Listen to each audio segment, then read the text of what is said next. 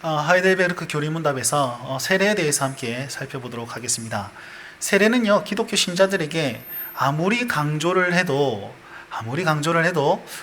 중요하다라고 여겨질 수 있습니다. 그럼 우리 성도님께 한번 묻습니다. 여러분, 세례받은 날짜를 기억하십니까?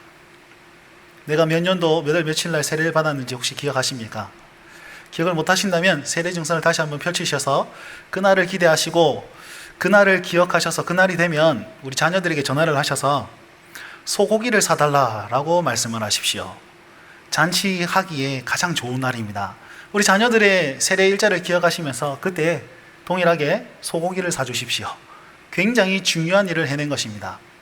제가 섬겼던 부산 북교회에 은퇴하신 목사님께서 그런 말씀을 해주신 적이 있습니다. 본인이 다른 목사님들하고 팔레스타인 지역에 비전 트립을 간 적이 있답니다. 그때 한 집에서 잔치가 있어가지고 무슨 일인가 기웃기웃하였던데, 그때 유대인들이 할례 파티라고 얘기를 하면서 그 집의 아들이 할례를 받아서 온 동네 사람들 모아서 잔치를 하더라는 겁니다. 그러면서 이방인들인 그들에게 들어와서 식사하고 가라고 그렇게 권유하여서 우리는 이방인이다 그랬더니 괜찮다고 즐거운 날 같이 식사 함께 하고 가시라고 그렇게 말씀하셨답니다. 여러분 어떻습니까? 유대인들은 할례 받았다는 것에서 동네 잔치를 열었는데, 우리는 자녀들이 세례를 받았는데 무엇 해주십니까? 하물며 동네 잔치가 아니더라도 그냥 가족 잔치는 하면 안 될까, 그런 생각이 듭니다. 그만큼 세례는 중요한 날입니다. 왜냐하면 이전 것은 지나가고 보라 새 것이 된 날, 그날을 표면적으로 보이는 그것이 세례식이며 세례의식이기 때문입니다. 오늘 교리문답을 함께 살펴보시면서 69문부터 71문까지 왜 세례가 그렇게 중요한가, 그리고 세례받은 자들은 우리에게 어떤 유익을 주며 또한 우리는 어떻게 살아야 되는가를 함께 살펴보도록 하겠습니다. 화면을 참고하시고요. 우리는 이때까지 사도신경을 쭉 배웠습니다. 사도신경은 믿음에 관한 것이었습니다. 이렇게 믿으십시오 라고 얘기를 하고요. 사도신경이 끝나고 난 다음에 그 믿음이 우리 삶에 어떻게 적용되는지를 지금 살펴보고 있습니다. 그래서 그 믿음을 성령님께서 역사하시는데 어떻게 역사하시느냐? 복음의 강설, 설교를 통해서 역사하십니다. 성령님께서는 설교를 통해서 믿음을 일으키시고, 그리고 성례를 통해서 믿음을 굳세게 하십니다. 그래서 우리는 매주일마다 설교를 들으면서 우리의 믿음이 일어나서 하나님 앞에 회개하는 마음으로 나아올 수 있다는 것이죠. 그리고 믿는 자들은 성례를 통해서 우리의 믿음을 계속해서 굳건하게 해나갑니다. 성례는 무엇입니까? 바로 세례와 성찬이며, 교리문답은 이 세례와 성찬을 표와 인이다 라고 설명했습니다. 표는 보이지 않는 것을 명확하게 보여주는 것이고, 인은 복음의 약속이 확실함을 증명합니다. 무슨 말입니까? 내가 구원받았음을 명확하게 알려주는 것이 세례와 성찬이며, 또한 의심될 때에 의심하지 말라, 너가 세례받고 성찬에 참여하고 있으면 확실하니까 굳게 믿음으로 나아가라 라는 것을 말씀해 주는 것이 바로 세례와 성찬이다 라고 얘기를 했습니다.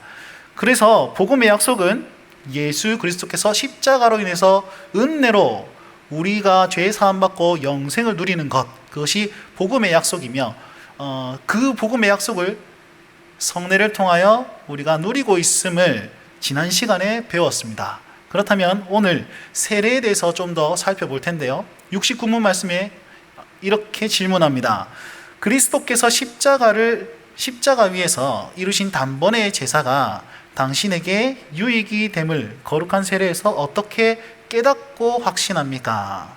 자, 먼저 이 답을 보시기 전에 질문을 한번 좀 파헤쳐 보려고 합니다. 여러분, 지난 시간에 우리 66문에 대해서 배웠죠. 66문에는 이렇게 답변합니다. 성례는 복음의 약속에 눈에 보이는 거룩한 표와 인으로 하나님께서 제정하신 것입니다 라고 답변합니다. 이 내용이 69문 질문에 그대로 다 들어가 있습니다. 보시면 복음의 약속은 어떻게 설명하느냐?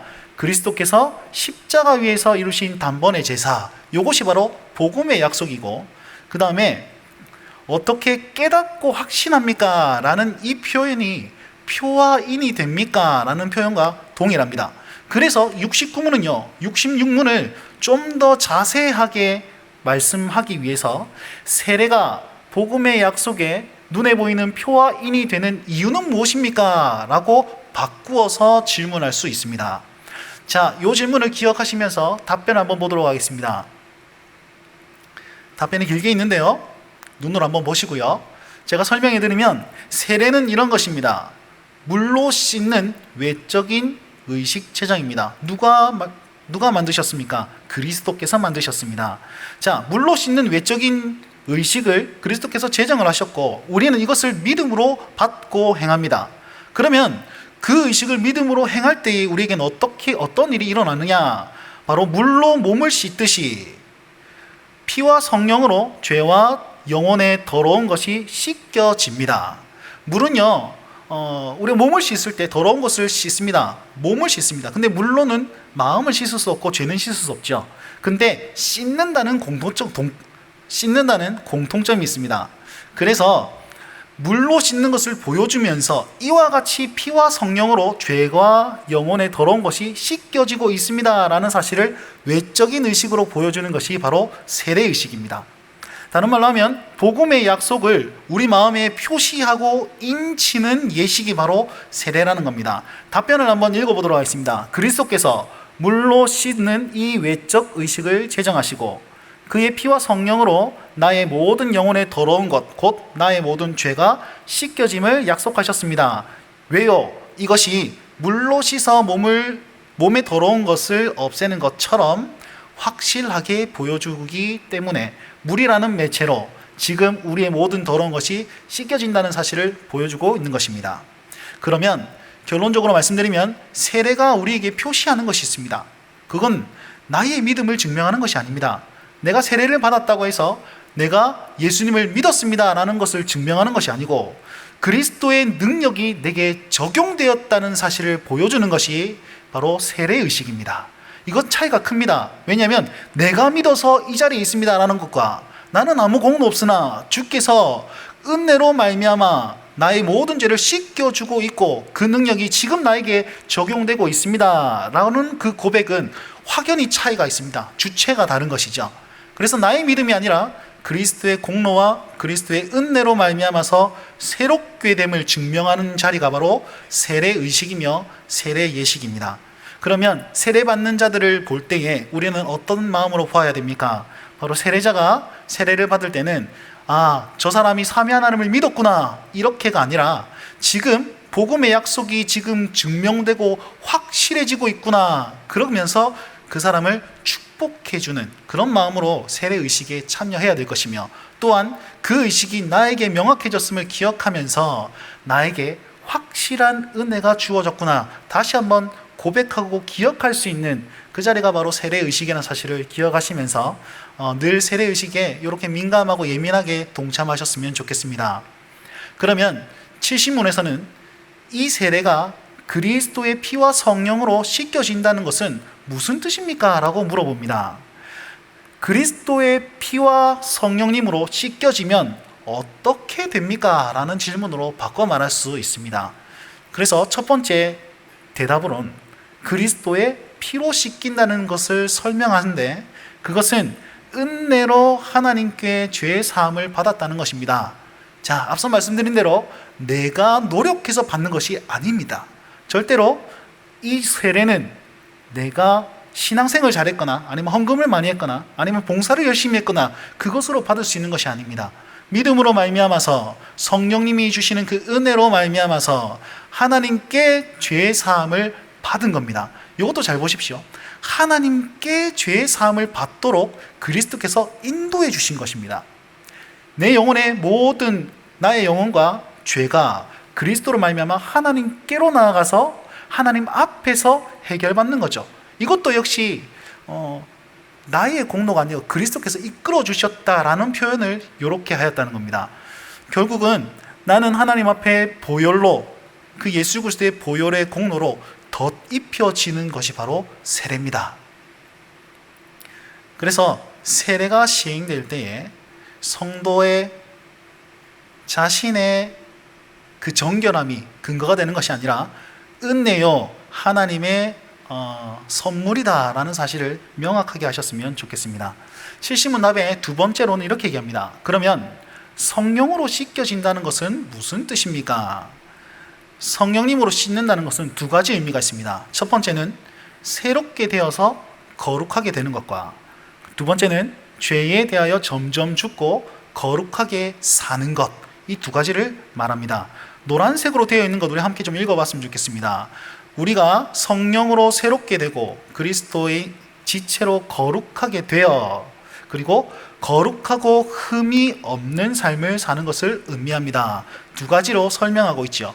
새롭게 되어서 거룩하게 된다라는 사실은 우리가 구별된 사람으로 되었음을 증명하는 것이고, 앞서 계속 말씀드렸다시피 행위가 아니라 그리스도의 거룩하게 됨으로 말미암아 나도 거룩해졌다라는 사실을 고백하는 겁니다. 이걸 좀 어려운 말로 두 번째, 죄에 대해서 점점 죽고 거룩하게 산다는 것은 구별되어 살아가는 삶이 시작되었다. 이제 전적으로 타락해서 죄밖에 지을 수 없는 나의 인생은 끝났고 이제 그리스도로 말미암아 선을 행한 능력이 생겼다라는 사실을 의미합니다. 그래서 세례라는 것은 출발점이라고 생각하시면 되겠습니다. 첫 번째, 새롭게 되어 거룩하게 되었다라는 것은 좀 어려운 말로 확정적 성화라고 얘기를 하는데, 성화는 거룩해 된다는 뜻이죠. 거룩해 됨이 확정되었다는 것입니다. 좀 더 쉬운 말로 내 존재가 변화되었다는 것이죠.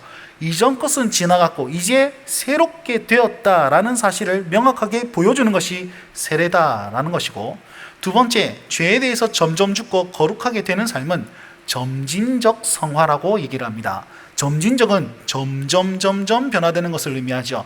삶의 변화가 시작되는 것, 그것이 바로 세례로부터 시작된다는 것입니다. 그러면 이 두 가지를 다 적용하면요, 하나님은 우리를 거룩하게 해주셨고 거룩하게 된 사실을 믿고 거룩하게 살도록 인도해 주고 계십니다. 우리는 세례를 받았다는 사실을 기억할 때 이 두 가지를 같이 기억하십시오. 나는 세례받은 존재로서 나는 변화되었다, 새 사람이 되었다 라는 강한 확신이 있어야 되고, 두 번째, 확신으로 산다 한들 우리 삶을 돌아보면 늘 죄의 투성이 아니겠습니까? 연약한 모습에 그런 연약한 모습이 너무 많으니까 거기에 대해서도 세례받음을 기억하면서 지금 내가 연약한 모습을 가지고 있지만 나는 점점 변화된 삶을 살아가는 하나님의 사람이다 라는 그런 강한 확신이 필요하다는 것이죠. 이것을 누가 행한다고요? 바로 성령님의 도우심으로 말미암아 확실해진다라는 것입니다. 이 두 가지를 염두에 두고 사는 삶이 바로 신자의 삶의 방식입니다. 저와 여러분들이 이걸 꼭 기억하시면서 하루하루를 살아갈 때마다 그 존재, 정체성을 바로 기억하면서 삶을 변화시키기 위해 성령님 붙들고 노력해야 된다는 것입니다. 자, 그리고 71문에는 이렇게 질문합니다. 그러면 세례의 물로 씻는 것처럼 확실히, 그리고 그리스도께서 자신의 피와 성령님으로 우리를 씻으신다는 그 약속은 어디에서 하셨습니까? 라고 물어보면서 근거를 제시합니다. 이럴 때 우리는 그냥 성경에서 나와 있습니다 이렇게 얘기하면 됩니다. 그럼 구체적으로 어느 성경입니까? 몇 가지 구절을 살펴보면서 또한 세례의 적용과 그 다음에 우리 삶의 적용을 좀 해봤으면 좋겠는데요. 첫 번째로는 마태복음 28장 19절입니다. 이것은요, 부활 이후에 예수님께서 승천하실 때 제자들에게 한 말씀입니다. 예수님께서는 승천하시면서 모든 족속에게, 모든 민족에게 세례를 베풀고 라고 얘기를 하셨습니다. 왜 이때 세례를 언급하셨을까요? 바로 부활 이후에 부활로 얻은 의롭다함을 입은 백성들이, 너희는 이 의롭다함을 점점점 다른 사람에게 나누어 주어야 한다라는 사명을 주신 것이죠. 예수님께서는요, 십자가에 달려 죽으심으로 말미암아 우리 죄를 다 해결하셨고 부활하심으로 말미암아 우리를 의롭다함을 입게 만들어 주셨습니다. 다른 말로 하면 부활은 의로움을 우리에게 주기 위해서 부활하셨다는 것입니다. 그러면 부활한 우리는 어떻게 해야 됩니까? 이 부활된 존재를 나만 누리는 것이 아니라 세례로 말미암아서 다른 모든 사람들을 세례에 참여하게끔 하여서 그들도 의롭다함을 입은 백성으로서 초청하는 것이고, 또한 내가 의롭다함을 입었다는 것을 증명해 주는 것을 명령하셨다라는 것입니다. 그리고 28장 19절부터 20절 말씀 보시면 세상 끝날까지라고 얘기를 하시는데, 이 말씀은요, 이 세례가 이 세상 살아가는 동안에 영원히 지켜야 될 언약, 그리고 세상 끝날까지 지켜야 될 그 언약으로 우리에게 주신 것임을 이렇게 예수님께서는 말씀하고 있습니다. 그러므로 부활을 경험한 저와 여러분들은 이 세례를 기억하시면서 또한 새롭게 변화될 부활에 참여할 사람들을 초청하라 라는 명령으로 받을 수 있다는 것입니다. 71문의 다른 말씀을 보시면 사도행전 22장 16절, 마가복음 16장 16절에는 죄 씻음에 대해서 말하고 있습니다. 자, 71문 답을 잘 기억하십시오. 처음에는 부활한 주의 백성들에게 의롭다 하심을 전하라고 세례를 말씀하셨고, 두 번째는 죄 씻음에 대한 부분을 강조하기 위해서 세례를 언급하신 것입니다. 보시면 믿는 자는 구원을, 그리고 믿지 않는 자는 정죄를 받으리라 이렇게 말씀하고 있습니다. 예수님께서는요, 그의 죽으심과 부활하심으로 말미암아 믿는 자, 구원받을 자와 유기된 자, 사망에 이를 자를 분간하셨는데, 그 기준이 무엇이냐? 바로 세례라는 것입니다. 세례로 말미암아 죄 씻음을 받은 자는 구원, 세례를 받지 못하고 죄 씻음을 받지 못한 자들은 유기되었다라고 설명할 수 있는 것이죠. 그래서 믿고 세례를 받는 사람이라 했습니다. 다른 말로 하면 믿는 사람들은 세례를 안 받을 이유가 없다라는 겁니다. 혹 다른 이단들 중에는 뭐 이렇게 세례를 부정하는 이단이 있는지 모르겠는데, 그렇게 세례를 꼭 받아야 되냐라고 얘기하는 것에 대해서 여러분, 꼭 믿는 사람들은 세례를 안 받을 이유가 없고, 그리고 이 말씀을 근거로 하여서 세례를 좀 받을 수 있도록 여러분 독려하십시오. 세례를 받는다는 것은 그냥 나 자신에게 새 사람이 되었습니다 라는 것을 내 스스로 느끼는 것뿐만 아니라 온 성도들에게 확인해 주는 것이고, 그리고 저도 여러분들과 같은 신자로서 예수 그리스도의 몸에 동참하는 사람이다 라는 사실을, 우리가 한 몸이다 라는 사실을 보여주는 의식이 바로 세례이기 때문에 꼭 믿는 자들에게 세례를 강권하셨으면 좋겠습니다.